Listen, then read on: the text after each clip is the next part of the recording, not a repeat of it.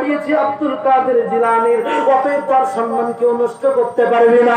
আর সম্মান বাড়িয়েছি খাজা বাবার, কেউ তার সম্মান নষ্ট করতে পারবে না। আমি সম্মান বাড়িয়ে দিয়েছি শাহজালালের, অতএব কেউ তার সম্মান নষ্ট করতে পারবে না। আমি সম্মান বাড়িয়ে দিয়েছি শাহপরানের, কেউ তার সম্মান নষ্ট করতে পারবে না। আর সম্মান বাড়িয়ে দিয়েছি নিজামুদ্দিন আউলিয়ার, কেউ তার সম্মান নষ্ট করতে পারবে না। দুনিয়ার বুকে 1,24,000 নবী আলাইহিমুস সালাম থেকে নিয়ে পীর পয়গম্বর যত যা আছে, আমি প্রত্যেকের সম্মান বাড়িয়ে দিয়েছি। এদের সম্মান কেউ নষ্ট করতে পারবে না। আমি আল্লাহ পবিত্র কোরআনের মধ্যে জানিয়ে দিলাম, কোন বান্দা যখন আমার হয়ে যায়, মান কানা লিল্লাহি কানা আল্লাহু লাহু, যখন কোন বান্দা আমার হয়ে যায়, যখন কোন বান্দা আমার হয়ে যায়, যখন কোন বান্দা আমার আপন হয়ে যায়, আমার নিকটের হয়ে যায়, ওয়াকুল্লু শাইইন আনফাউল্লাস, সমস্ত সৃষ্টিজীব তার বশ হয়ে যায়। জোরে বলো সুবহানাল্লাহ।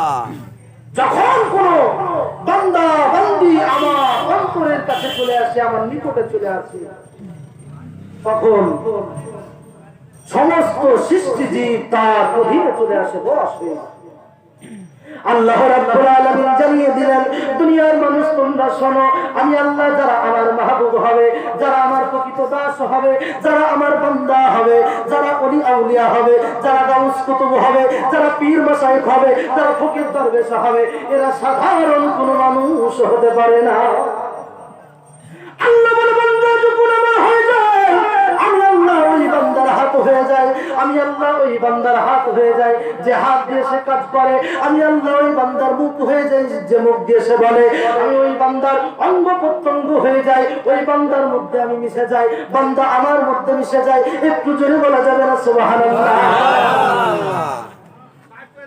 এই জন্য আমরা বলি আল্লাহ, কি বলি? আল্লাহ আল্লাহওয়ালা।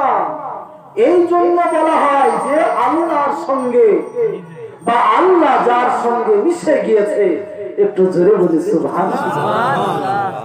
আপনাদের শোনা মানে কেমন যে কথা বলছিলাম, আল্লাহ রাব্বুল আলামিন দুনিয়ার বুকে এদেরকে সম্মান দিয়েছে। দুনিয়ার মানুষ তোমরা শোনো, এদের সম্মান আমি বাড়িয়ে দিয়েছি।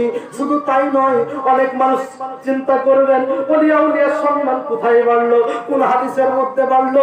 লক্ষ্য করে দেখেন, আল্লাহর হাবিব ডাক দিয়ে বলেন, আল্লাহর নবী বিদায় হওয়ার পরে সাহাবীদেরকে ডাক দিলেন, যাদের সাহাবী উমারকে বললেন, ওরে উমার আমার কাছে আয়। আবু বকর নবীর কাছে গেলেন, উমার নবীর কাছে গেলেন।